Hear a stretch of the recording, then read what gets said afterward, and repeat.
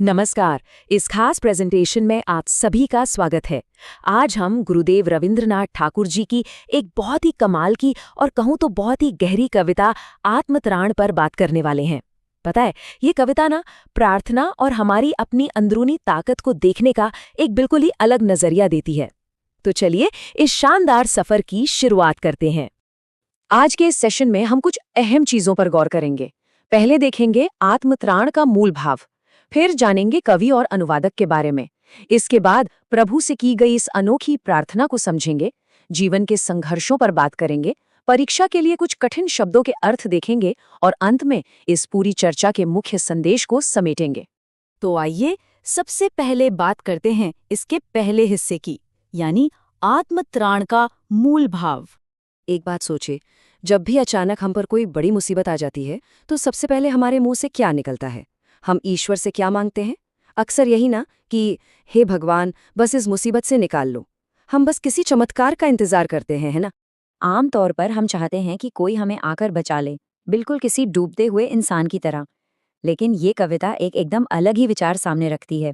सोचिए एक तैराकी सिखाने वाले कोच के बारे में। वो किनारे खड़ा रहता है, लेकिन हाथ पैर तो खुद ही मारने पड़ते हैं ना।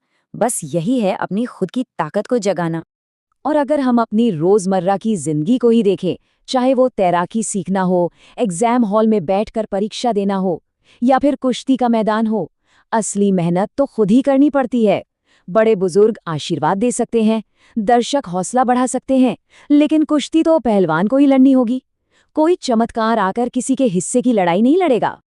अब इस बेहतरीन कविता की पंक्तियों को पढ़ने से पहले चलिए जरा इनके रचयिता और अनुवादक के बारे में भी जान लेते हैं। स्क्रीन पर जो तस्वीर है, उन्हें भला कौन नहीं जानता। ये हैं महान कवि रविंद्रनाथ ठाकुर। 1861 में बंगाल में जन्मे गुरुदेव का प्रकृति, हमारी लोक संस्कृति और एक बहुत ही गहरे दर्शन के साथ गहरा नाता था। एक बहुत ही खास बात, 1913 में अपनी रचना गीतांजलि के लिए नोबेल पुरस्कार जीतने वाले वो पहले भारतीय थे।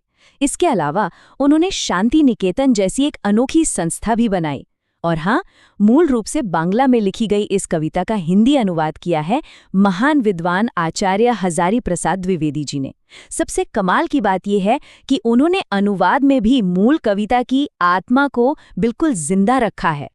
चलिए अब सीधे कविता पर आते हैं और देखते हैं कि ये आधुनिक साहित्य की सबसे अनोखी प्रार्थनाओं में से एक क्यों है।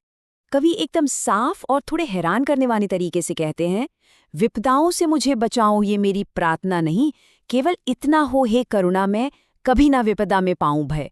मतलब वो मुसीबत से भागने का रास्ता नहीं मांग रहे हैं, बल्कि बिना डरे उसका डटकर सामना करने की हिम्मत मांग रहे हैं। अगर इन पंक्तियों पर गौर किया जाए तो एक बड़ा दिलचस्प पैटर्न दिखेगा। वो ईश्वर से अपना बोझ कम करने या कोई सांत्वना देने को नहीं कह रहे, वो बस एक अटूट साहस मांग रहे हैं। वो चाहते हैं कि अगर कोई साथ ना भी दे तो भी उनका अपना पराक्रम कभी कमजोर ना पड़े। है ना ये आत्मनिर्भरता का एक बहुत ही मजबूत संदेश। अब अगले हिस्से में देखते हैं कि जीवन के असली संघर्षों और धोखे के समय में ये सोच कैसे काम आती है। वो लिखते हैं कि अगर इस दुनिया में भारी नुकसान भी उठाना पड़े या हर तरफ से सिर्फ धोखा ही मिले, तब भी मन कभी हार ना माने, उनका आत्मबल कभी ना टूटे। सच में ये एक बहुत ही अद्भुत मानसिक शक्ति की बात है। और पता है सबसे अच्छी बात क्या है? वो सिर्फ दुख के समय में ही भगवान को याद करने की बात नहीं करते। वो वादा करते हैं कि अपने सुख के दिनों में भी हर एक पल सिर झुकाकर ईश्वर को याद रखेंगे। अक्सर हम लोग खुशी में भगवान को भूल जाते हैं ना, लेकिन यहाँ कवि सुख में भी उन्हें पहचानने की प्रार्थना कर रहे हैं। और अंत में उनकी सबसे बड़ी चाहत है आत्मत्राण, यानी खुद की रक्षा खुद करने की ताकत। वो चाहते हैं कि वो अपने संघर्षों को खुद पार करें। इसके लिए उन्हें बस एक रोग रहित स्वस्थ शरीर यानी अनामय चाहिए, ताकि जीवन के इस तूफानी समंदर को वो अपनी ही ताकत से पार कर सकें। चूंकि परीक्षा के नजरिए से शब्दों का सही अर्थ समझना बहुत जरूरी है, तो आइए कुछ कठिन शब्दों के अर्थ देख लेते हैं। सबसे पहले कुछ अहम शब्द देखिए। विपदा का मतलब है कोई मुसीबत या परेशानी। करुणामय का इस्तेमाल दया करने वाले ईश्वर के लिए हुआ है। व्यथित मतलब दुखी, और पौरुष का अर्थ है बहादुरी या पराक्रम। इन्हें अच्छे से याद रखिएगा। इस लिस्ट में आगे देखें तो वंचना का मतलब होता है धोखा देना या छल करना। क्षय यानी नाश या कोई बड़ा नुकसान। अनामय एक बहुत ही प्यारा शब्द है जिसका मतलब है पूरी तरह से स्वस्थ या निरोगी होना। संशय का अर्थ है संदेह और अनुदिन मतलब हर रोज या प्रतिदिन। चलिए अब इस पूरी चर्चा को समेटते हैं और इसके मुख्य संदेश पर आते हैं। तो सबसे बड़ी सीख जो हमें मिलती है वो ये है कि सच्चा आत्मत्राण ईश्वर से रातों रात चमत्कार की उम्मीद करना नहीं है, बल्कि ये उन मुश्किलों को खुद सुलझाने के लिए एक मजबूत और कभी ना टूटने वाली अंदरूनी ताकत पाने के बारे में है, बिना अपना विश्वास खोए। इस सेशन को खत्म करने से पहले मैं एक सवाल छोड़कर जाना चाहूंगा।